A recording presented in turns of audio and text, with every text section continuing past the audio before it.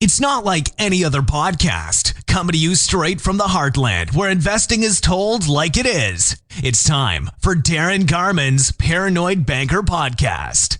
Hold on, because here comes the next episode of the Paranoid Banker Podcast. Well, hello, fellow investors. Darin Garman here, and welcome to this week's podcast. This will be brief, but informational, I hope, for you, because we're going to talk about a question I get all the time. And I do mean all the time. And the question is real estate investment trusts versus owning your own apartment, commercial property, investment property individually. So in other words, should I invest in a REIT or should I invest in properties where I get active owner benefits and I'm, well, the active owner, possibly landlord, possibly manager? Which is the best way to go? And so I'm going to give you some important bullet points to understand about this. Because frankly, what I'm going to tell you, not a lot of people know about. And not that what I'm going to share with you is a big secret or anything, because it's not. But it's just some things that you will want to consider when you decide to, well, first of all, once you decide you believe you need to invest in real estate for whatever reason. And as you know, if you've been following me at all over the last 6 to 12 months, you know where I feel the value of apartment properties is going to go, based on demand, not only from tenants, but from investors. So there's that. But for whatever reason, you think you want to be involved in real estate and you decide, yeah, I'm serious, I need to do something. You're going to come up against this choice. It's going to be, do I invest in a real estate investment trust that owns apartment properties? Do I invest in my own apartment property? Maybe I'm the manager, maybe I'm the landlord, maybe not. Which direction do I go? So let's talk about a real estate investment trust first. When you invest in a real estate investment trust, here are the good news and the bad news points. Let's go bad news point number one. Bad news point number one is you do not actually own the real estate. Now, not a lot of people know that. Many people believe that when they invest in a real estate investment trust that owns, let's just say, thousands of properties, thousands of units, apartment units, even commercial property, there's different kinds of REITs, that they actually own the real estate. And truth be told, you don't own the real estate. You own stock in a company that owns the real estate. You do not own the real estate yourself. Now, this is a big deal because you do not get the active owner benefits of owning real estate, which is really one of the main reasons you want to own real estate in the first place, right? I mean, you want to get the income. You want to get the depreciation. You want to get the tax deductions. You want to get all of the active owner benefits you can, because quite honestly, you get the best return that way and you get the best tax savings that way, especially combined. Now, with a REIT, you do get income. Okay, so you will get income from the properties typically, but remember that income is through stock ownership in a company. Okay, it's not through income directly from the properties. It's based on stock ownership and the dividends or income that that company decides to distribute based on the income the properties produce. So even then, you don't directly get the income from the properties. Okay, it's not like it's a pass-through. You get the income based on what the company believes you should be getting in terms of income, based on the income the company gets from their holdings, and that's the company that you own stock in. Okay, so really, the big disadvantage of a REIT is really you're back to investing in the stock market is really what you're doing. Now, of course, you're not investing in the typical, prototypical companies that when you think of stock market, I mean, you're not investing in Google or Microsoft, of course, but you're really investing in a company stock. And so in that regard, there's really no difference. And when you think about it, you're really investing in a stock. You just happen to be investing in a stock of a company that owns real estate, not, developing software or having search engines, or, making jet engines or delivering airplanes, whatever. You're not. You're investing in a company that owns real estate. And that's good.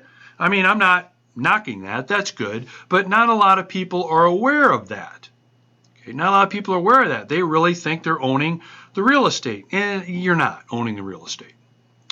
And by the way, that might be fine with you, and you may actually be okay with that. But again, I would argue the point of owning real estate is to actually own the real estate, not just kind of, maybe a little tiny bit. You want to actually own the real estate. So that's the big disadvantage. Let's talk about the advantage. Liquidity is the main advantage, right? Liquidity. So you can invest in a real estate investment trust stock today. In 30 days, if all of a sudden you decide you want all your money back for whatever reason, you make a couple phone calls, send a couple emails, talk to a couple customer service representatives, and you've got your money back probably within 10 to 14 days, right? That is a huge advantage that real estate investment trusts have. Why? Because once again, it's a stock investment. Most stock investments are like that. I mean, unless you've got a margin account and you're leveraged or something like that, but liquidity is a huge advantage.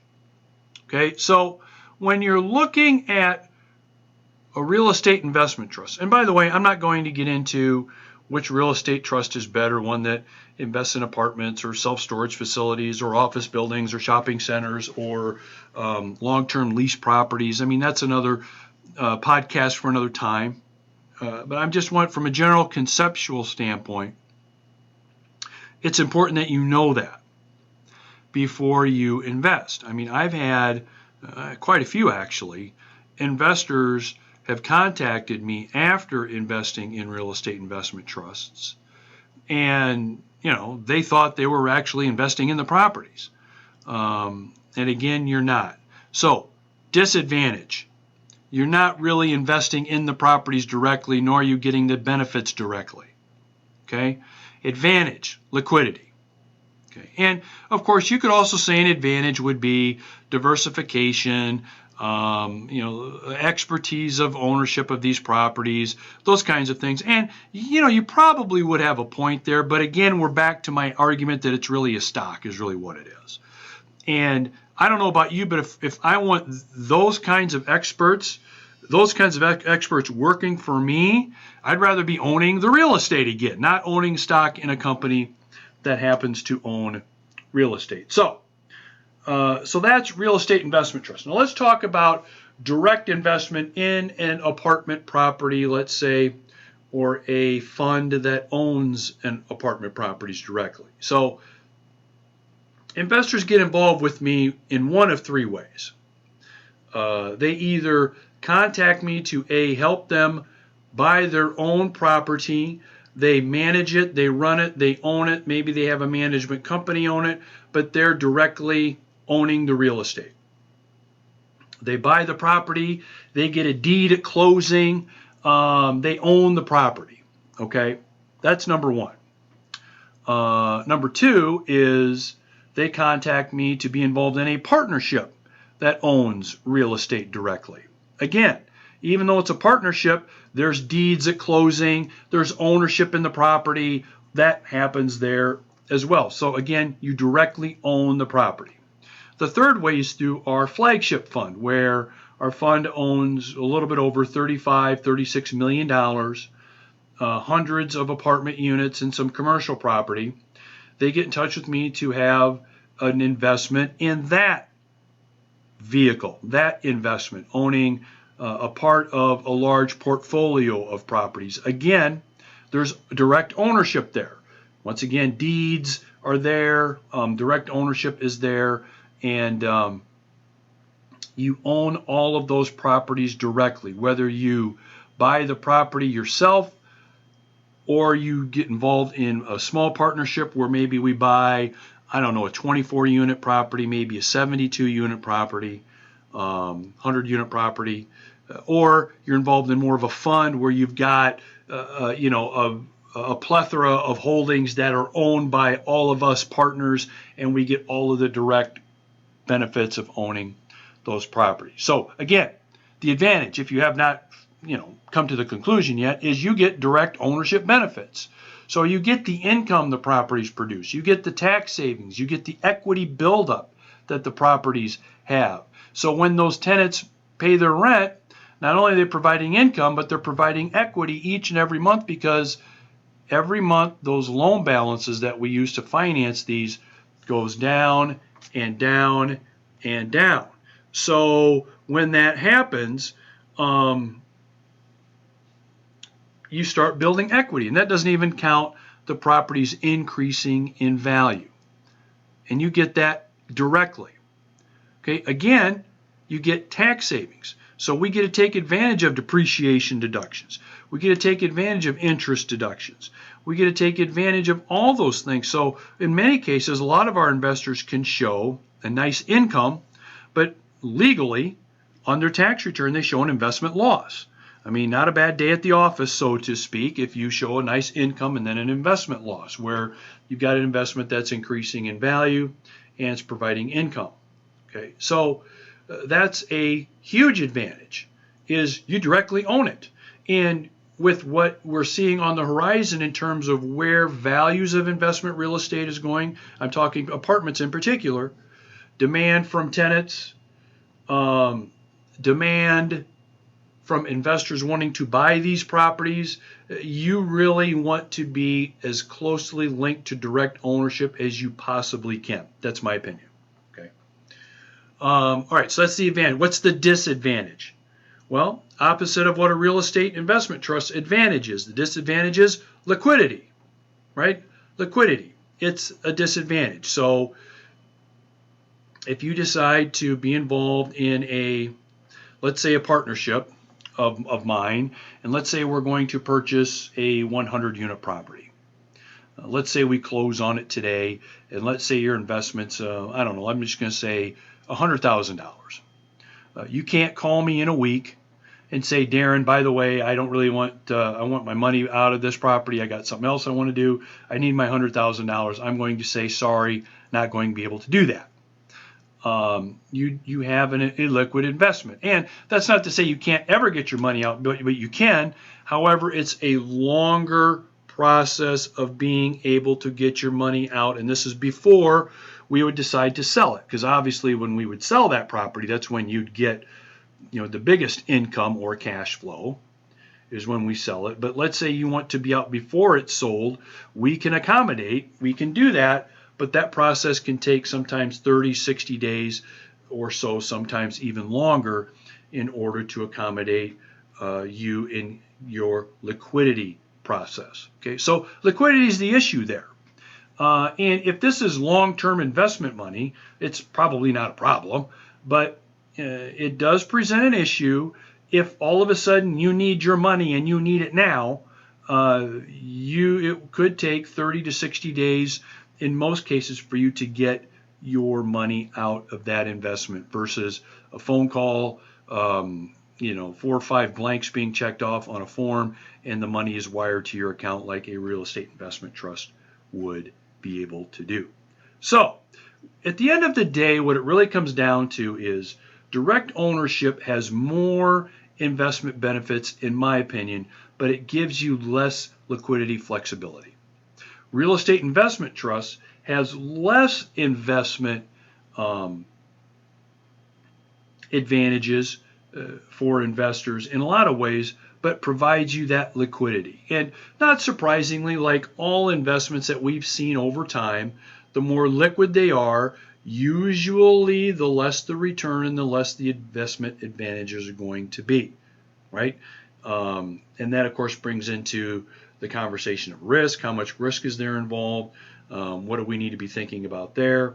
And that is another discussion for another time, because all of those risk situations are really situational and transactional in nature. So you can be involved in a real estate investment trust that could be very risky based on what they're investing in. You can be involved in an apartment property, direct ownership in a fund or a partnership or even your own property, and there could be a high degree of risk there too, depending on what that is. And there could also be very low risk on both of those ends, whether it's a REIT or an apartment property as well, right? And so I wanted to cover with you today those major points. Now, I didn't discuss a lot of points, but I hope it helps you think about what kind of real estate investing might make the most sense for you, what you may want to be involved in, what can give you the most benefit based on what your specific investment situation and criteria would be, and give you something to think about. Because the bottom line is, no matter which way you go, apartments will be more and more the investment to be in. And which way you'd want to be involved in that investment is, of course, totally up to you, but make sure you're fully informed on what makes the most sense. All right? And look, any comments, any questions about what I've covered today, would love to hear from you. And lastly, before I let you go, the window is open for the flagship fund. So I go out of my way to tell investors this, because invariably I'll have investors that after the window closes will contact me and say, hey, Darin, I'm ready. Let's go. I want to be in the fund. And I got to say, sorry, you got to wait another 4 months or you got to wait another 5 months. So September is the window to be involved in the Heartland Flagship Fund. Okay, so if you're one of those investors that has requested information from me, looked over information from me in the past, maybe you've gotten our property catalog and you've paged through that, your clock is ticking over the next month or so. So make sure you step up and get ready for that if that's something you think you want to be involved in. And remember, you've got to be an accredited investor to be involved in it, which many of you are. So keep that in mind and let me know how I can help you get involved in that, because I'd hate for you to miss out on that window, because it does get here fast and it leaves us fast as well. All right. Hey, have a great day and have a great rest of your week, everybody. Take care. Talk to you later. Bye-bye. Thanks for joining Darin Garman's Paranoid Banker Podcast. For investment questions, comments, or to get in touch with Darin, go to www.garmanblog.com. Thanks for joining Darin Garman's Paranoid Banker Podcast. For investment questions, comments, or to get in touch with Darin, go to www.garmanblog.com.